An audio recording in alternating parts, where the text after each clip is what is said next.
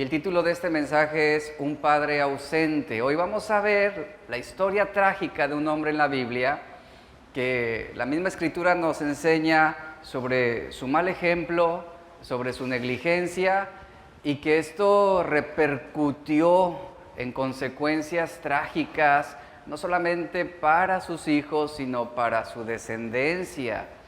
Y vamos a estudiar la vida de este hombre. Entonces yo lo invito a que prepare su corazón, apágueme celulares, por favor, manténgalos en silencio.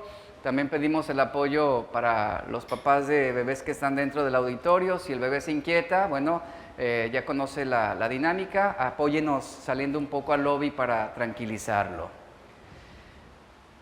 El ser padres, bueno, hay muchas cosas que podríamos decir, muchas cosas que podríamos enseñar y bueno, como lo dijo Gabriel, el mensaje de hoy esperemos que no sea tan tupido, ¿verdad? Que sea un mensaje reconfortante, un mensaje también de ánimo, pero no deja de ser un mensaje que va a exhortarnos.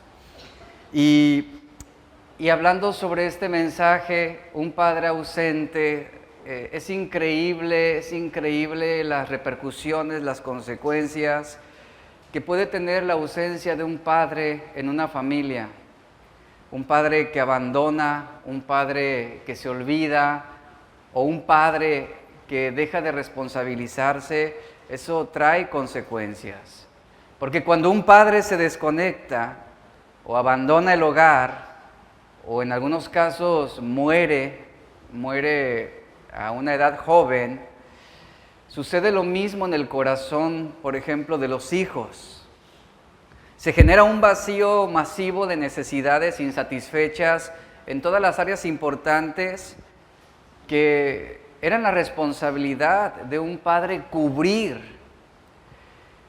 A través de los años, y bueno, la misma historia nos enseña que cada vez más niños se van a dormir sin que su padre esté en su hogar, en su hogar, y la ausencia física paterna es hoy un problema social y familiar, de los problemas más importantes que no solamente está enfrentando Estados Unidos de América, sino que nuestro país también lo está enfrentando. Las investigaciones arrojan resultados asombrosos. Por ejemplo, los presos, los drogadictos, los marginados, los delincuentes y los violadores tienen algo en común. Y la abrumadora mayoría proviene de hogares con ausencia de padre. Las familias sin padre son las responsables de mucho más de la mitad de los suicidios juveniles, así como la mayoría de niños con problemas de conducta. Los niños, ante la ausencia de un padre, tienen 20 veces más posibilidades de acabar en prisión si su padre no es parte activa de sus vidas. Y esto es lo que las estadísticas nos muestran. Esto es un problema social. Las estadísticas muestran que el 94% de los jóvenes con antecedentes delictivos no tuvieron un modelo masculino positivo de conducta en sus vidas.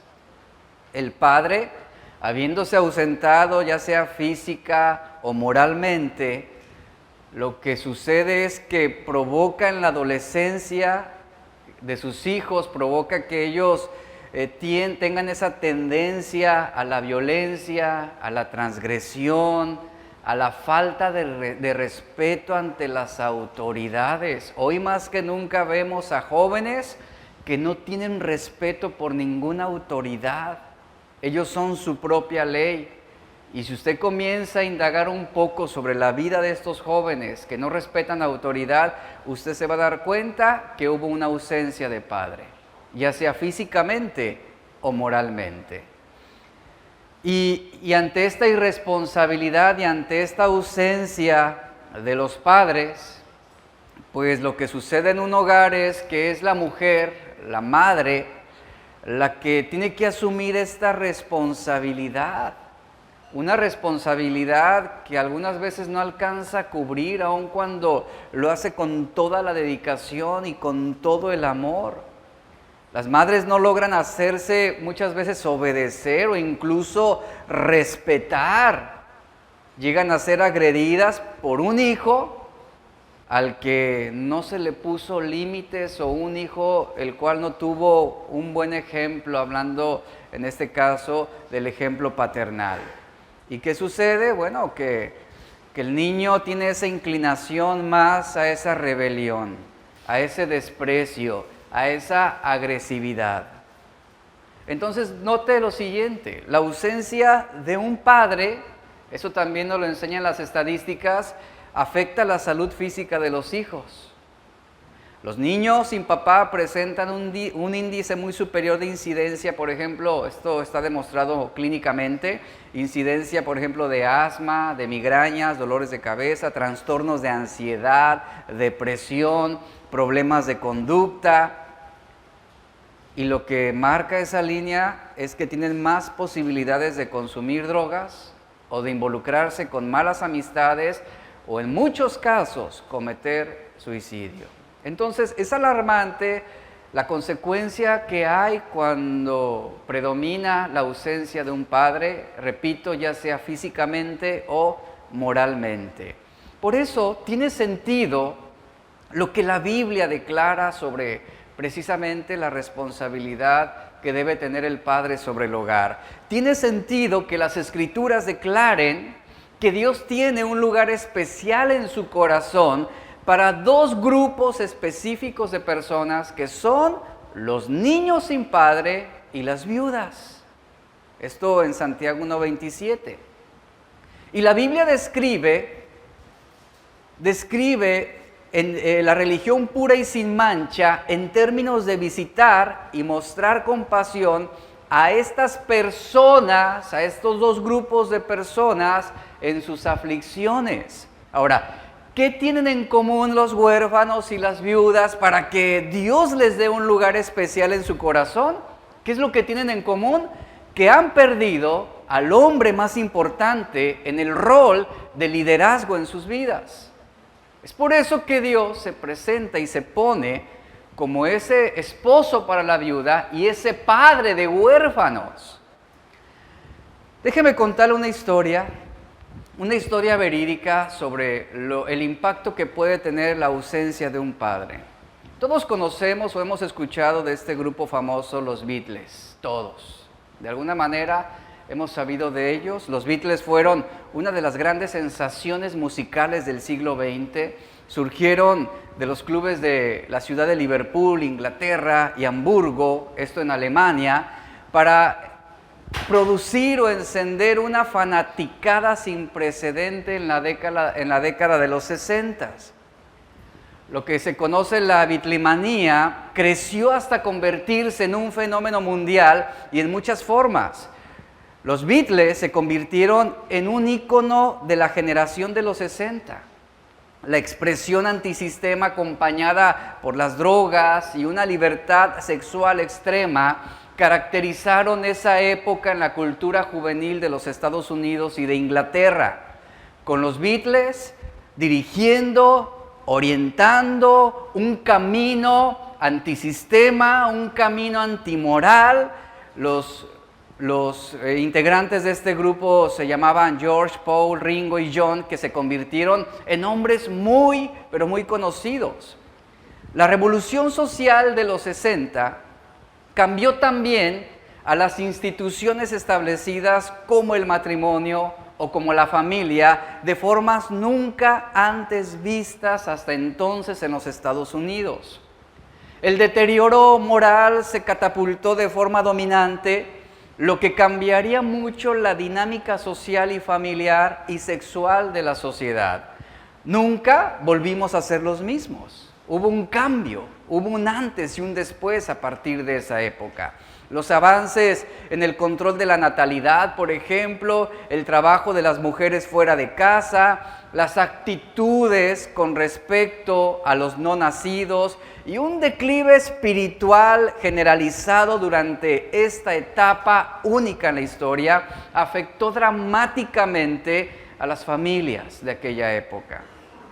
El costo de esta revolución lo siguen pagando aún los hijos de quienes fueron más afectados por esas actitudes culturales que marcaron los años 60.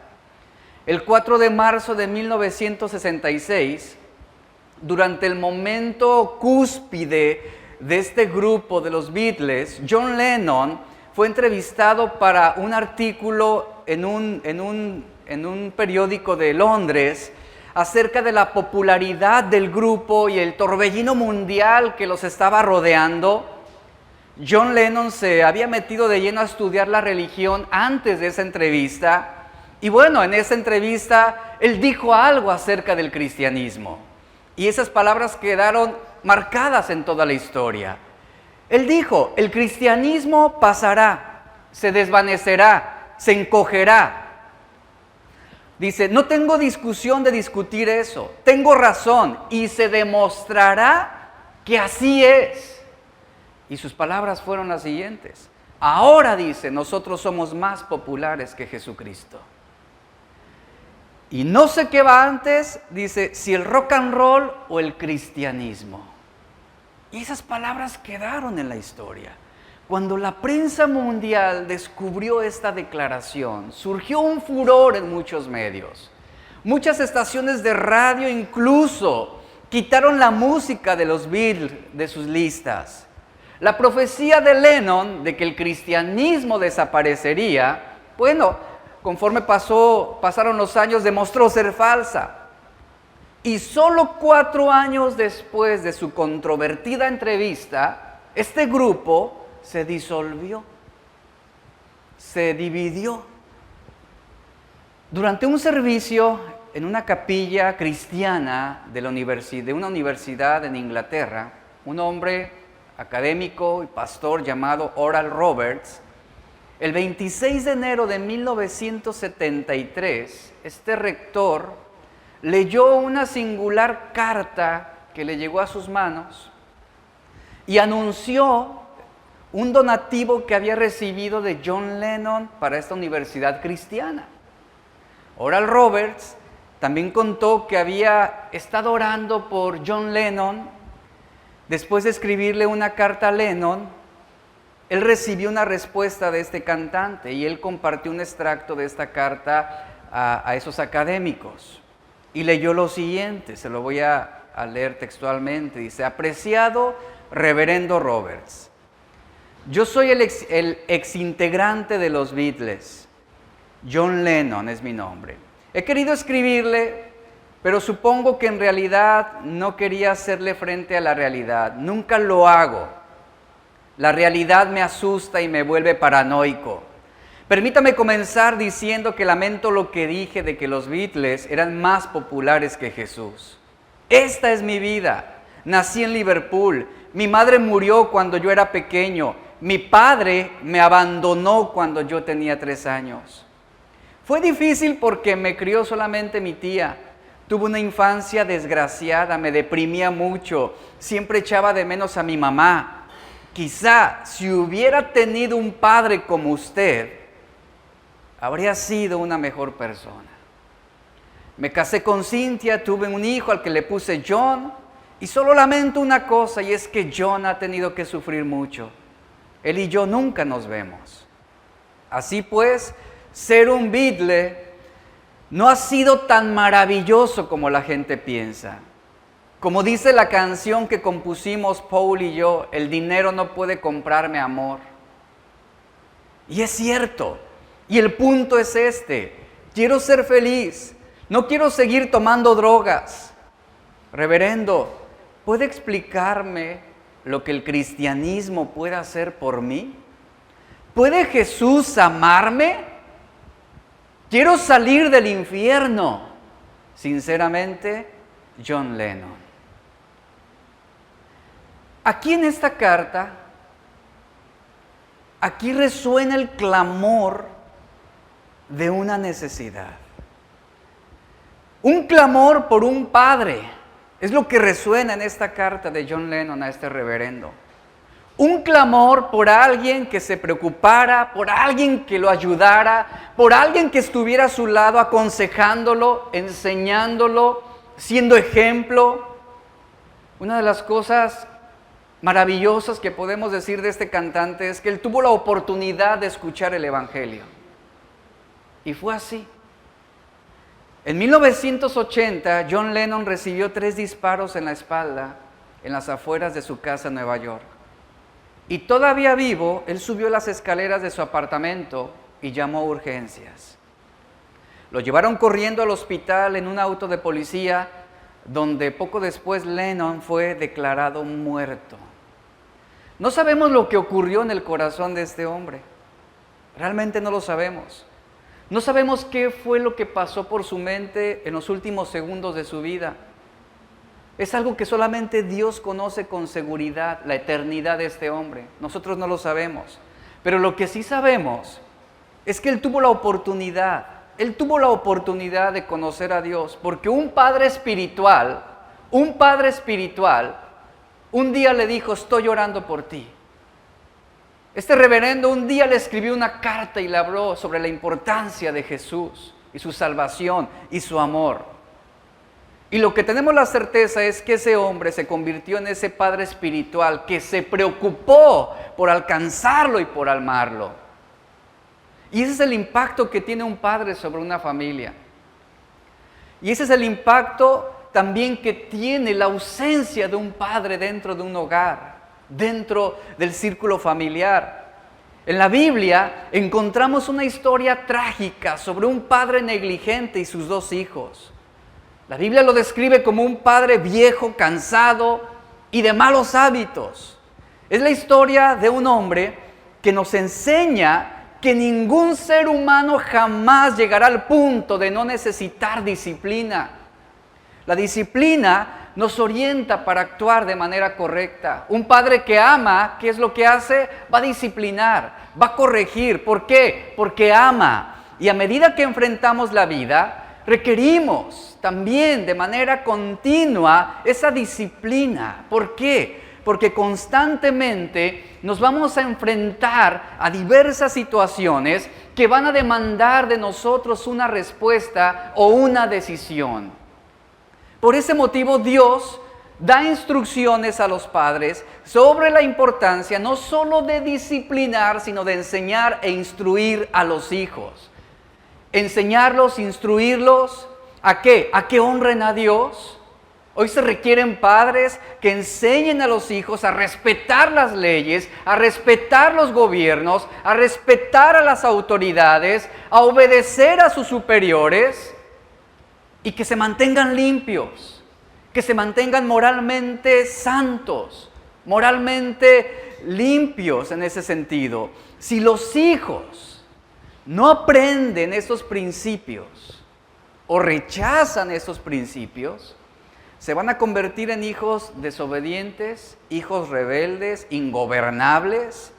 Por eso es la importancia de la disciplina. El ser negligentes en esto va a resultar en una tragedia tanto para los hijos como para los padres y como para la sociedad misma. Cada vez que lidiamos con una situación de asalto o de violencia o de robo o de violación en nuestra ciudad, es el resultado la mayoría de las veces de un padre negligente que no instruyó, que no disciplinó. Es el caso de un padre que se mantuvo ausente y que no le importaron los hijos. Y hoy vamos a escuchar la historia trágica de Elí. Él fue un padre en el antiguo Israel, también fue sacerdote. Eso significa que al ser sacerdote él estaba bien versado en la ley de Dios. Es decir, él conocía la voluntad de Dios, la palabra de Dios, conocía las instrucciones de Dios. Y en su vida personal, él debió tener alguna disciplina para sus deberes sacerdotales, porque no cualquiera era un sacerdote. Y no dudamos de que haya enseñado concienzudamente la ley de Dios también a sus hijos. Sin embargo, lo que nos queda claro en la vida de este hombre es que él era débil, que él fue negligente, fue perezoso, fue flojo y fue demasiado indulgente con sus hijos. ¿Por qué? Porque él no llevaba a cabo precisamente los principios y las instrucciones debidas. Él no continuaba con la acción debida, él no administraba la disciplina que se necesitaba, lo que resultó en una desgracia para sí mismo y para sus hijos. La historia bíblica nos muestra que Elí fracasó en cuanto al asunto más importante. No demostró celo por la verdadera adoración de Dios cuando sus 2 hijos se convirtieron en violadores de la ley de Dios. No los censuró, no los disciplinó, y en 1 Samuel 2, 12 al 36 encontramos parte de su historia. La Biblia nos dice que Elí fue llamado por Dios para ser juez y sacerdote de su pueblo. Él fue llamado por Dios como sumo sacerdote, pero él ya estaba en una etapa de su vida en que de alguna manera ya abandonó su responsabilidad, dejando a sus hijos que manejaran los asuntos del tabernáculo. Cuando sus hijos ya eran mayores y estaban casados, Elí ya era muy anciano y dice la Biblia que era obeso. O sea, esto habla también de esa negligencia, esos malos hábitos. La Biblia dice que Elí siguió recibiendo informes de la conducta vergonzosa de sus hijos, y la Biblia nos dice en 1 Samuel 2.12, vamos a leer ahí, 1 Samuel 2.12, la Biblia nos presenta cómo eran los hijos de Elí. Dice, los hijos de Elí, la versión Reina Valera nos dice, eran hombres que impíos, que no tenían conocimiento de Jehová. Escuche, ellos servían en el tabernáculo y el señalamiento hacia ellos es que eran impíos y no tenían conocimiento de Dios. Ahora, la descripción aquí de hombres impíos, la verdad, suena muy suavecita en esta versión. Suena muy suave en comparación con lo que se traduce del original. En el hebreo, hombres impíos, en el hebreo se les llama Benei Belial. Esas son las palabras hebreas que literalmente se traduce como hijos sin valor. Se traduce como buenos para nada, como malignos, destructores y sinvergüenzas. Esa es la traducción del hebreo. Benei Belial, eso es lo que significa hombres impíos.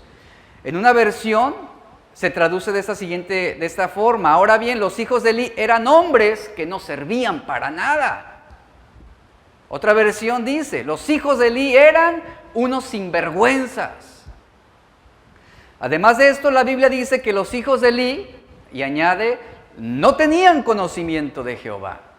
Esto no quiere decir que no conocieran acerca de las ceremonias, que no conocieran acerca de lo que Dios demandaba o de la voluntad de Dios. Esto no quiere decir que no conocían algo acerca de Dios. Lo que significa es que no tenían una relación personal con el Señor.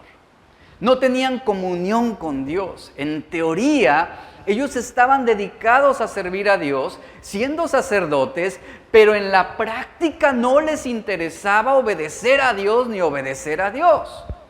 No les interesaba conocer a Dios. Y sabe, esto es lo que puede suceder con muchos de nuestros hijos. Pueden venir a la iglesia, pueden participar, pueden aprenderse versículos de memoria. Y tú dices, bueno, mi hijo va a la iglesia. Pero aquí tenemos un claro ejemplo de que el hecho de que nuestros hijos hayan crecido, nacido en un hogar cristiano, o que participen en la iglesia, eso no significa que tengan una relación con Dios. Eso no significa.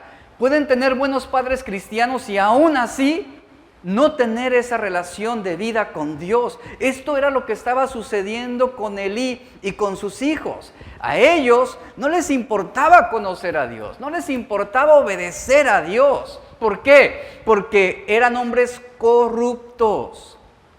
Lo único que ellos buscaban era su propio beneficio, tal como lo reflejan los siguientes versículos. 1 Samuel 2, 13 al 15 se lee así. Dice, cada vez que alguien ofrecía un sacrificio, nos relata la Escritura, los hijos de Elí enviaban a un sirviente con un tenedor grande de 3 dientes, mientras la carne del animal sacrificado aún se cocía.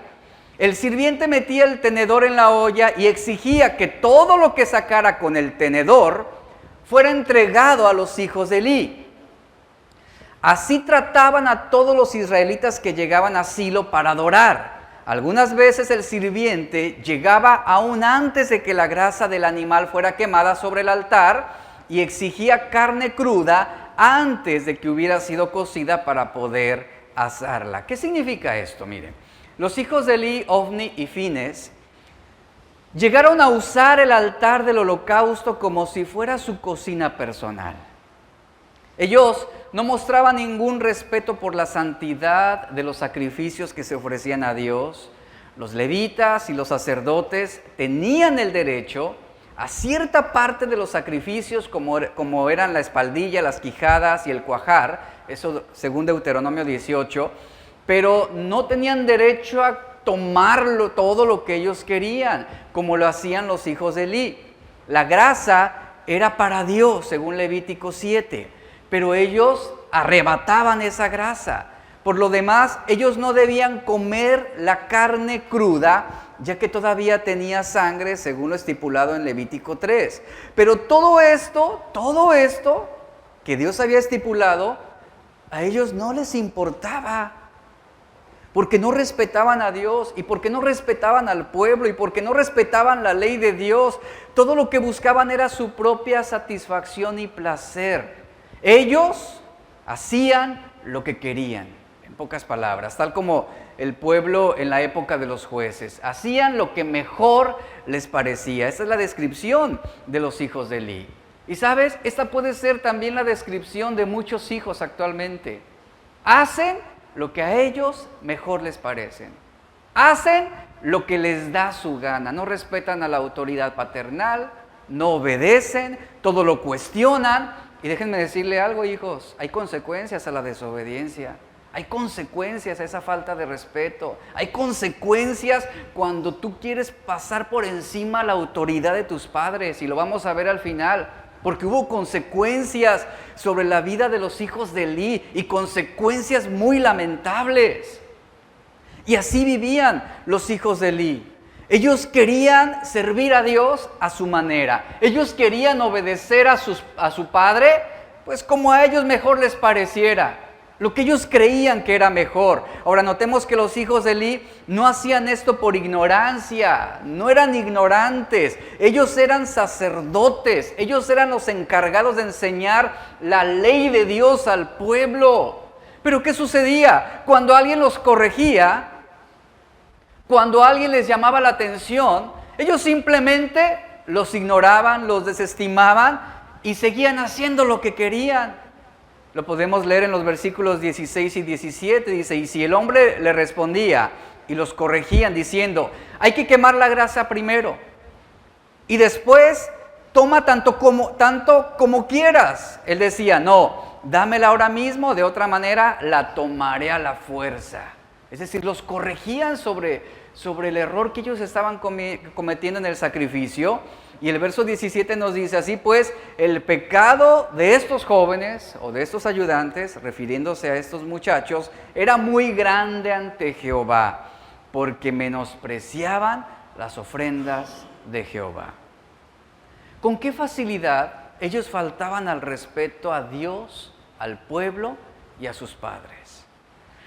No solo a los que llevaban las ofrendas, sino también, dice la Biblia, sino también a las mujeres que llegaban al tabernáculo. Primera de Samuel 2:22 nos dice que Eli era muy viejo, pero cuando supo lo que sus hijos hacían con todo Israel y cómo dormían, escuchen, dormían con las mujeres que velaban a la puerta del tabernáculo de reunión. Todo esto le llegaba a Eli. Todo esto. Aquí vemos cómo estos jóvenes eran inicuos, eran inmorales, cometían actos perversos con las mujeres que servían en el tabernáculo, de modo que todo Israel, todo el pueblo llegó a saber de esto. Ya no era un secreto a voces, ya era algo del dominio público. Y el informe de la terrible profanación de los hijos de Eli era algo que le llegaba a sus oídos continuamente. Pero ¿cuál fue la reacción de Eli ante esto? En esto estriba el mayor fracaso de Eli como padre. como padre de Ofni y Fines, y lamentablemente vemos que él no procedió con gran seriedad, él no procedió con gran responsabilidad. En su calidad de sumo sacerdote de Israel, que Dios lo había ungido para dirigir, para guiar, Elí debió haber tomado acciones disciplinarias de manera inmediata. ¿De qué forma? Removiendo a sus 2 hijos del oficio sacerdotal que estaban desempeñando y expulsarlos de servir en el santuario. Eso era lo que él debió hacer. ¿Por qué? Porque estaban actuando mal. No solamente estaban profanando el tabernáculo, sino estaban actuando de manera inmoral. Y si Elí hubiera ejercido disciplina, él hubiera ido más allá. Según lo estipulado por la ley, sus hijos debían ser castigados por sus crímenes. Por sus crímenes. En cambio, Elí dejó pasar todo esto. Tomó una actitud pasiva. Simplemente Elí les decía, el versículo 23, él les decía, ¿por qué hacen cosas como estas? Así era la respuesta de Elí. Pórtense bien. ¿Les suena esto parecido? Prométeme que no lo vas a volver a hacer. Te doy otra oportunidad. Ay, ¿qué hacen los hijos? Ya sé cuánto, esa única oportunidad se van a convertir en otras 10. Y así nos las vamos a llevar todo el año. Esa era la actitud pasiva de Elí. ¿Por qué hacen estas cosas, muchachos? No es para bien de ustedes, pórtense bien. Mire, les estoy hablando bonito para que ustedes me hagan caso. Yo no quiero disciplinarlos, yo no quiero hacerlos llorar, yo no quiero lastimarlos. Entonces, obedézcanme por las buenas, muchachos, por favor. ¿Lo van a hacer? Sí, papi. Y ahí está Elí. Esa es la actitud pasiva de él. ¿Por qué hacen estas cosas? Porque ¿saben qué, muchachos? He oído hablar, dice, he oído hablar a todo este pueblo. Todo el pueblo sabe cómo están procediendo. Todo el pueblo sabe lo que están haciendo. Y el verso 24 les dice, no, hijitos míos, no hagan eso, por favor. Porque no es buena fama la que yo oigo. Porque están haciendo pecar al pueblo de Dios también. Esa fue la actitud de este sacerdote. A Elí le estaban llegando las quejas del mal comportamiento de sus hijos, pero no hizo nada. Y él como sacerdote sabía lo que procedía. Él no actuó, él no procedió al respecto. Ahora, aparentemente Elí sí fue un hombre temeroso de Dios. ¿Y sabe cómo lo podemos saber? Porque él también instruyó a Samuel. Y Samuel fue un joven ejemplar. Pero lo que sí podemos ver en Elí no era que no les enseñara, él los instruía, pero su debilidad eran sus propios hijos. ¿Sabe a lo que me refiero con esto? Su más grande debilidad fueron sus propios hijos, que no quiso corregirlos, que no quiso disciplinarlos. Escuchen, padres, que no quiso estorbarlos. Y a veces la disciplina implica estorbar. La disciplina implica decirles no lo vas a hacer, no vas a ir y no te vas a juntar con esas amistades. Eso es estorbar a los hijos. Tú eres quien tiene la autoridad sobre ellos. Y aun cuando tus hijos tengan 20, 30, 40 años y vivan en tu casa y bajo tu techo y coman de tu mesa y se sirvan de tu refrigerador, padres, tú sigues teniendo autoridad sobre él. En el momento en que él se salga de tu casa y sea independiente, sea autosuficiente y no dependa de ti, entonces ya cambia la dinámica familiar. Pero mientras esté bajo tu techo, él tiene que someterse a tus reglas. Él tiene que sujetarse a tus horarios. Y tú estás con todo el derecho de establecer una disciplina, sin importar lo viejo que ya sea. ¿Por qué? Porque tú tienes autoridad sobre él. Y es bien importante lo que está pasando aquí, porque vemos que Elí sí era un hombre temeroso de Dios, pero su vulnerabilidad estaba en sus hijos. Sus hijos le decían qué era lo que quería comer, sus hijos lo llevaban a donde ellos querían. En pocas palabras, eso generó un desorden en el hogar de Elí. Por eso él fue muy permisivo con ellos y cuando los corregía, lo hacía de una forma muy débil y sin consecuencias. Una de las maneras en cómo disciplinamos débilmente y sin consecuencias es, te voy a contar hasta 3. Y el hijo, y llega el 3, ya le brincaste al 5, y del 5 le brincaste al 8, y hasta en inglés se los cuentas después. 1. Y los hijos dicen, ay, mi papá y mi mamá ya saben. Ya me enseñaron a contar así hasta el 100. Así fue como aprendí, dicen los hijos, así aprendí a contar hasta el 100. Y así era Elí. No corría, era muy débil. Y no había consecuencias. Ahora, si Elí no ponía límites a sus hijos, ni les enseñaba las consecuencias de sus malos actos, entonces ellos harían lo mismo. Lo mismo. Y la disciplina a veces cuesta. Y es difícil. Pregúntenle a mis hijos, ¿ellos han perdido ya una consola o cuántas consolas de Xbox? O sea, les hemos quitado lo que se puede y se han perdido. Y algunas veces un padre hasta tiene miedo censurar o castigar a su hijo quitándole el celular o quitándole la tablet o quitándole la consola. Hay padres que les tienen miedo a los hijos. Ahí está Elí. Ahí está la debilidad de Elí, sus propios hijos. Y es que no quiero que mis hijos se ofendan. Es que no quiero que mis hijos se enojen. Es que no quiero que mi hijo me golpee. De verdad, hay situaciones y dinámicas en las familias que son así, aún entre hogares cristianos. Donde son los hijos los soberanos sobre el hogar. Donde son los hijos la máxima autoridad. Donde son los hijos los que establecen las reglas. No quiero ir a la iglesia. Está bien, mijo. Cuando regrese a la iglesia vengo y le preparo su comida. Así suceden las cosas. Y Elí era esa clase de padre que no ponía límites. Ahora, en esta historia pues debió haber una señora de Elí. No sé qué papel haya fungido, haya tenido aquí también en cuanto a la crianza. Pero la Biblia nos marca mucho la responsabilidad de Elí como padre. Aquí tenemos el claro ejemplo de un padre que no ponía consecuencias, que no castigaba malas acciones. Entonces, él dejaba pasar todo. Elí lo sabía. Y por eso, en 1 Samuel 2:25,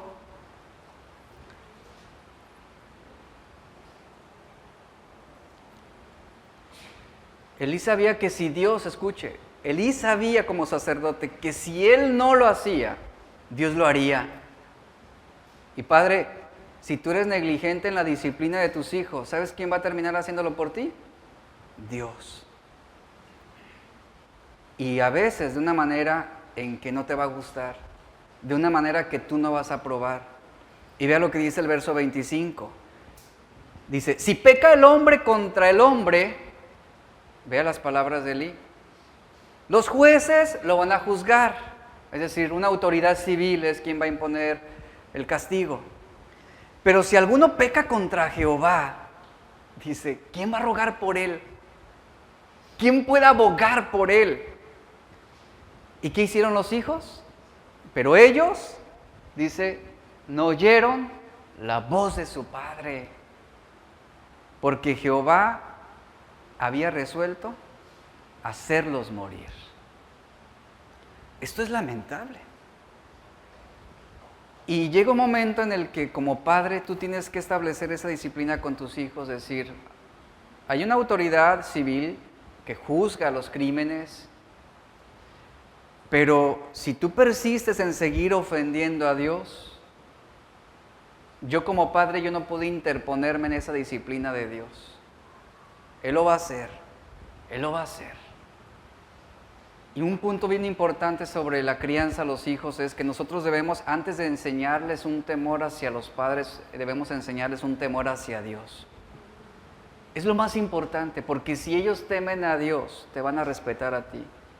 Pero cuando no tienen temor de Dios, a ellos no les importa violar tus reglas y no les va a importar transgredirte ni ofenderte. No les va a importar.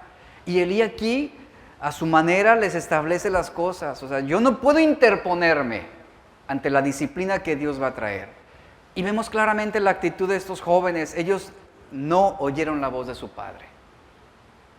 Lo rechazaron. Y Jehová, dice, había resuelto hacerlos morir. Dios sabía que los hijos de Elí nunca iban a arrepentirse. ¿Por qué? Porque Él conoce el corazón de los hombres. Dice la Biblia que no hay necesidad de que el hombre le diga o le dé un testimonio del hombre, porque Dios sabe lo que ya hay en su corazón. Y Dios conocía el corazón de estos dos jóvenes.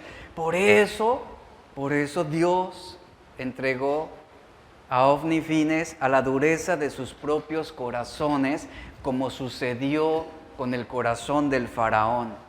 Elí no disciplinó a sus hijos y eso los llevó a su propia destrucción, tanto al padre como a los hijos. Proverbios 13:24 nos dice, el que detiene el castigo, ¿qué dice? A su hijo aborrece, mas el que lo ama, desde temprano lo corrige. En cierto sentido, Elí también expresó su carnalidad porque prefirió mantener el agrado de sus hijos que el agrado de Dios. En resumen, Elí falló en dos cosas. Una, nunca disciplinó a sus hijos. Y número dos, les permitió seguir como sacerdotes a pesar de su comportamiento. Y es donde ya entra la disciplina de Dios. Y una de las cosas terribles es eso, que Dios tenga que disciplinar a nuestros hijos. Es donde Dios te dice, hazte a un lado, ahora me corresponde a mí, yo lo voy a hacer. Antes de traer juicio sobre los hijos de Elí, Dios todavía les dio una oportunidad para arrepentirse. Vean, eso es la misericordia de Dios, que es lo que hemos visto. Eso es la misericordia de Dios. Dios no trajo un fuego fulminante sobre ellos para destruirlos en ese momento, no. Dios todavía, en esa compasión, esa misericordia, les da otra oportunidad para que se arrepientan. Una última oportunidad para que ellos recapaciten. Y Dios envía un profeta con un último llamado de atención. En 1 Samuel 2:27 al 29 leemos que dice, vino un varón de Dios ante Elí y le dijo, así ha dicho Jehová, ¿no me manifesté yo claramente a la casa de tu padre cuando estaban en Egipto en la casa de Faraón? Lo escogí para que fuera mi sacerdote entre todas las tribus de Israel, para que ofreciera sobre mi altar, quemara incienso y llevara efod delante de mí. Yo concedí a la casa de tu padre todas las ofrendas de los hijos de Israel. ¿Por qué habéis pisoteado los sacrificios y las ofrendas que yo mandé ofrecer en el tabernáculo? ¿Por qué has honrado a tus hijos más que a mí? Escuchen esto, padres.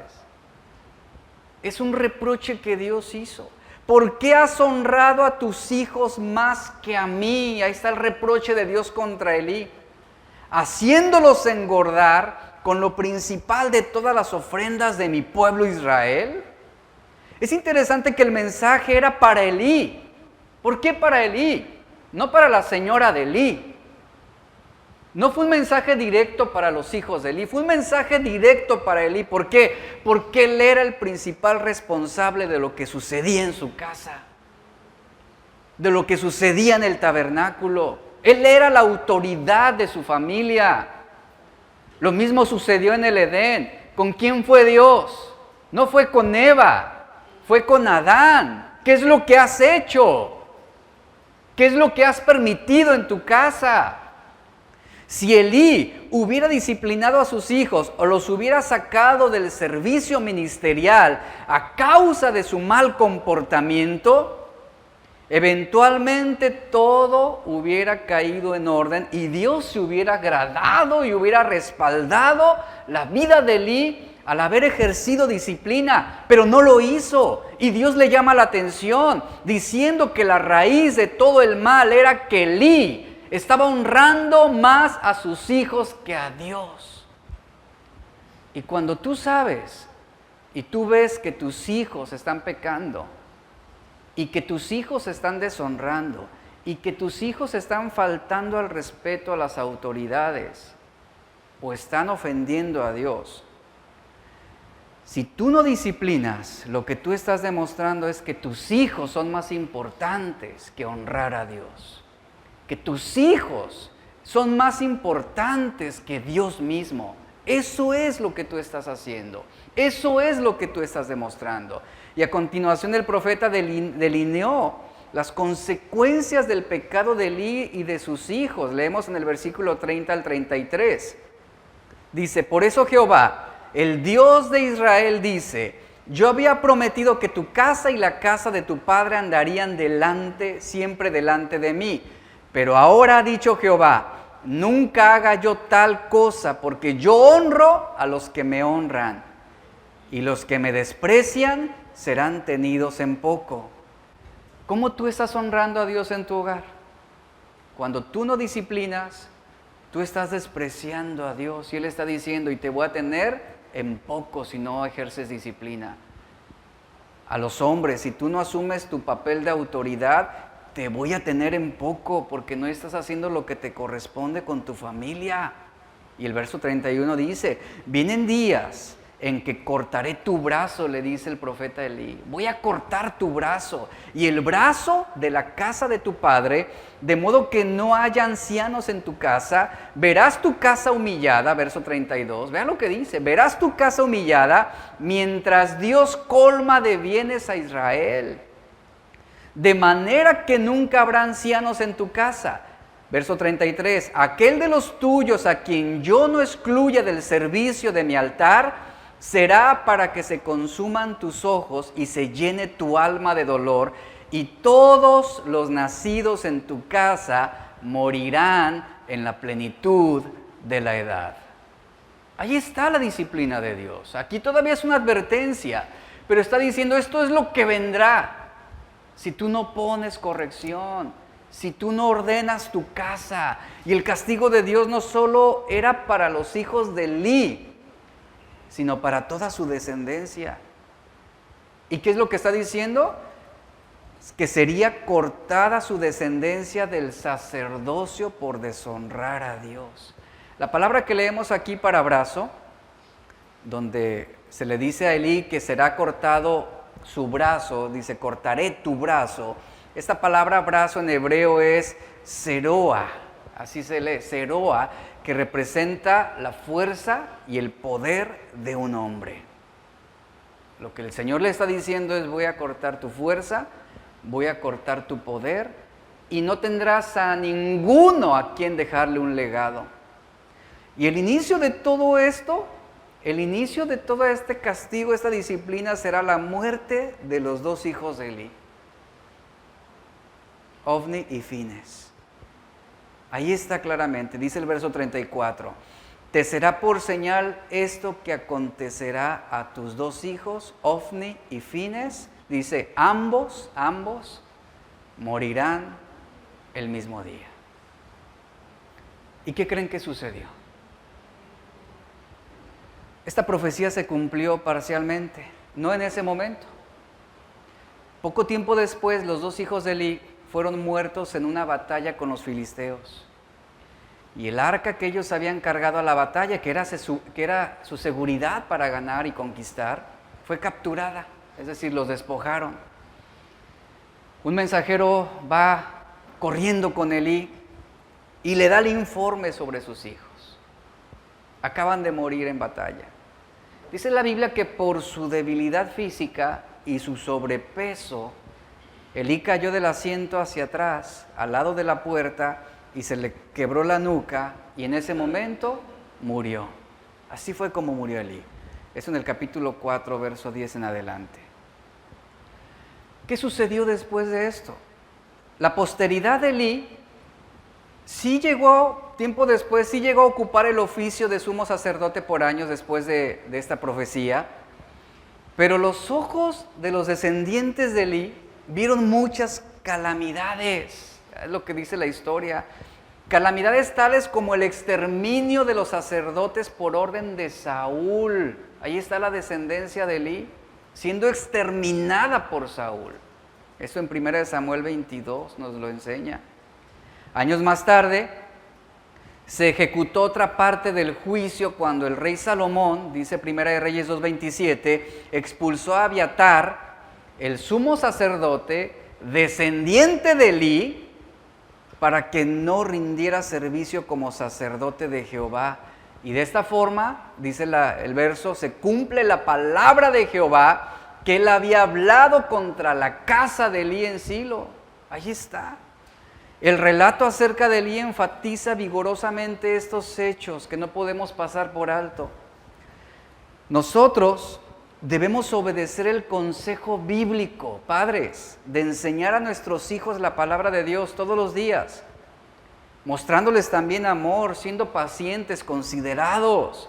Como dice Efesios 6:4, debemos criarlos con la disciplina e instrucción que proviene de Dios. Deuteronomio 6:4 al 9 da instrucciones específicas para los padres de aquella época y dice: oye Israel, Jehová nuestro Dios, Jehová uno es. Y el mensaje a los padres es el siguiente: amarás a Jehová tu Dios de todo tu corazón, de toda tu alma y con todas tus fuerzas. Estas palabras que yo te mando hoy estarán sobre tu corazón. Nota hacia quién viene primero esa instrucción: hacia los padres. Esta palabra debe estar en tu corazón, debe gobernarte a ti como padre. Tú debes ser transformado por esa verdad mía, dice el Señor. ¿Para qué? Para que tú puedas infundirlas, tú puedas enseñarlas, tú puedas repetirlas a tus hijos y hablar de ellas estando en tu casa y andando por el camino, al acostarte y cuando te levantes. Las atarás como una señal en tu mano y estarán como frontales sobre tus ojos.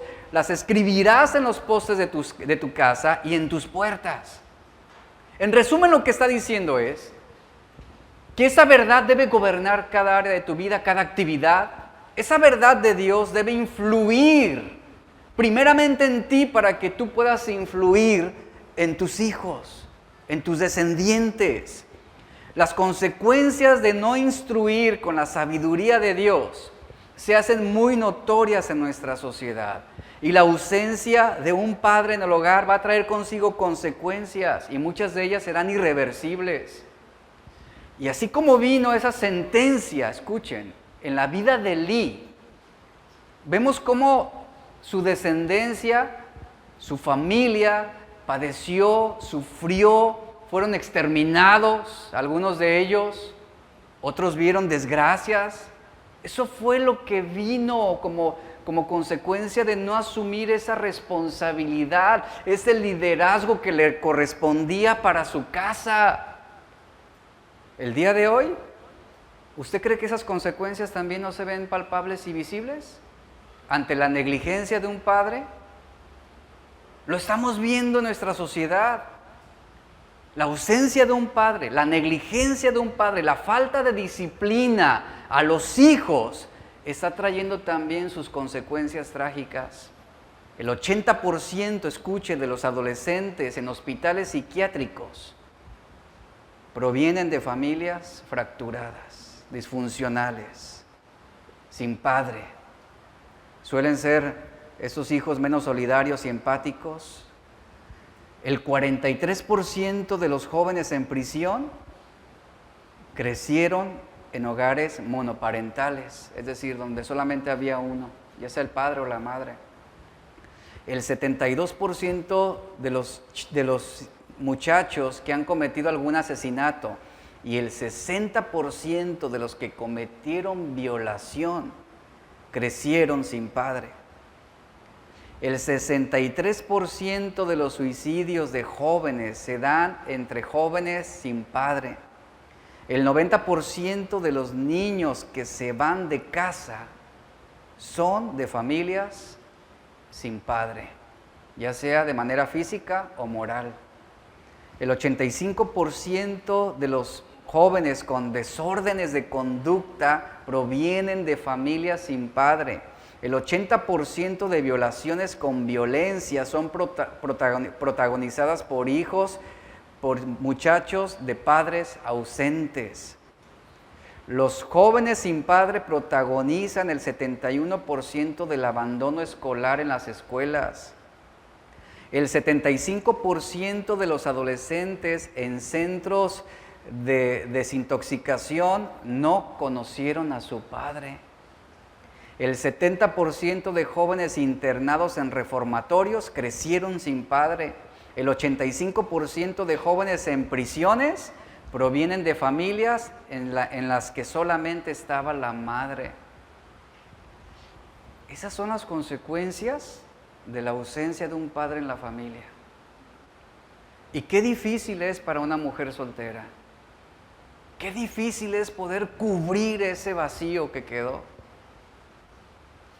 Y aunque se esfuerce mucho, no se compara a la influencia y el liderazgo que puede ejercer un buen padre en una familia. Yo sé que muchos de los que están aquí a lo mejor son el resultado y la consecuencia de esa ausencia en el hogar, en la familia. Porque creo yo que pues muchos no tuvieron el padre que hubieran querido tener. Muchos tuvieron como padre tipificado en un Homero Simpson, ¿no? Una cosa así, que dices, mi papá nunca estuvo con nosotros, mi papá trabajaba mucho, pero todo lo gastaba en emborracharse, todo lo gastaba para irse con los amigos. Mi papá nos abandonó a una edad muy corta. Y yo creo que todos, cada uno de los que estamos aquí, podríamos contar una historia trágica de las consecuencias en la ausencia de un padre. Y es bueno que tengamos la disposición en este día de perdonar, porque hay algunos que a lo mejor no han podido superar esa etapa difícil en su vida. Una etapa que nos marca, una etapa que genera una actitud de vida que a veces nos hace batallar más, nos hace sufrir más, que nos lleva a sentirnos inseguros, nos llega a crecer con incertidumbre sobre muchas cosas. Lo maravilloso de esto es que es Dios quien nos da la oportunidad de corregir, es Dios quien nos restaura, es Dios quien sana. Y que independientemente de cómo haya sido escrita tu historia en el pasado, ahora tú tienes la oportunidad de escribir una nueva historia para con tus hijos. Que la historia no se repita, que tú puedas dejar una huella, que tú puedas ser un buen ejemplo, que tú puedas dar un buen testimonio como padre. Que si en este momento estás ausente por causa de trabajo o por otras razones, que realmente recapacites y que corrijas. ¿Por qué? Porque tu familia te necesita, tus hijos te necesitan. Sobre todo en estos tiempos. Y bueno, y para quienes son madres solteras, que fue algo que no eligieron, fue algo que se sobrevino de una manera inesperada, fuera de su control, pues déjame decirte que es Dios quien guarda por ti, es Dios quien te protege, y aún siendo una madre sola, Dios te puede dar la sabiduría para instruir, la sabiduría para corregir, la sabiduría para amar y para guardar el corazón de tus hijos también. Y es la instrucción que la Biblia nos da y nos dice a los padres: cuiden su hogar, cuidemos a nuestra familia, luchemos por nuestros hijos, seamos ejemplo de amor a Dios, seamos ejemplo de integridad, seamos ejemplo de fidelidad, seamos ejemplo de honestidad, seamos ejemplo de respeto. Sigamos enseñando a nuestros hijos a respetar al prójimo, a respetar a los demás. Y que Dios nos ayude, padres. Nadie dijo que la tarea de ser padre sería fácil. Y ninguno nacimos siendo padres. Ninguno. Tenemos que aprender. Y vamos a equivocarnos, ¿verdad? Y bueno, y hemos fallado y hemos cometido errores. Pero precisamente ahí es donde viene la disciplina de Dios también, para enseñarnos, para corregirnos, para enfocarnos, para señalarnos lo que no está bien, porque mucho de lo que somos como padres algunas veces depende de nuestra experiencia de vida en el pasado. Y decimos, es que así me criaron a mí, así me disciplinaron a mí, así me trataron a mí, así yo voy a tratar a mis hijos. No. Es que no se trata de cómo lo hicieron con nosotros, se trata de cómo Dios quiere que lo hagamos. Y hay un plan de Dios para la paternidad. Y hay un señalamiento y una instrucción de parte de Dios para nosotros como padres. Y claramente lo dice Pablo en Efesios 6:4. Ustedes padres, no provoquen a ir a sus hijos, sino enséñenlos, críenlos en disciplina y amonestación del Señor. Ahí está el punto, aquí está la clave. Ahora déjeme decirle y termino. En el tiempo en que esas palabras de Pablo fueron escritas, había una ley romana que concedía al padre todo el derecho de vida o muerte sobre sus hijos.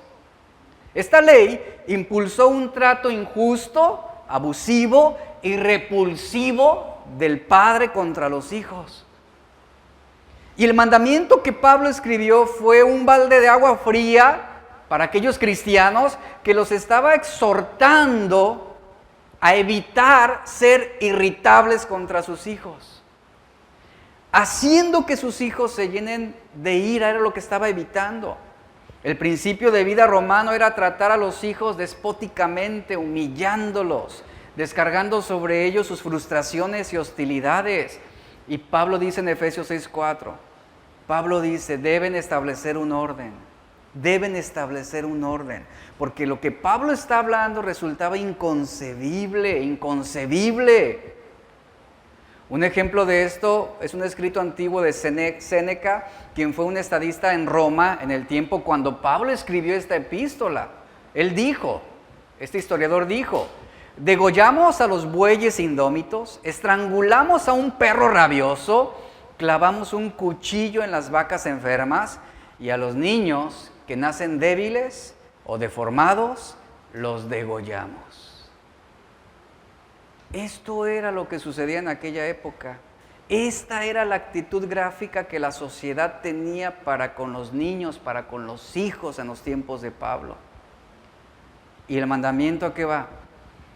A que no tratemos con aspereza, a que no seamos padres dominantes. No podemos, como cristiano, tú no puedes justificarte y decirte, es que a mí me golpearon con un cable, pues yo también. Es que a mí me trataron de una forma humillante, pues yo también. No, aquí es donde marcamos un antes y un después para nuestra descendencia. Aquí es donde tomamos cartas en el asunto y como padres, nosotros no somos los soberanos sobre las vidas de nuestros hijos. Dios nos los ha dado, Él los ha puesto en nuestras vidas para que los enseñemos, para que los instruyamos, para que los criemos con amor, con sabiduría, con paciencia, de modo que trabajemos y formemos hijos que sean de provecho para esta sociedad. Y ahí está el desafío, padres. Vamos a orar. Yo quiero invitar a todos los padres que se pongan de pie, a todos los papás.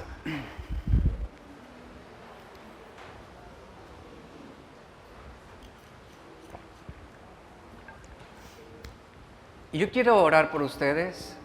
Igual, si está la esposa o los hijos al lado, también pónganse de pie, abrácenlo y oren por él. Agradezcan por su vida. Agradezcan por su vida. Hónrenlo. Vamos a honrar a nuestros padres.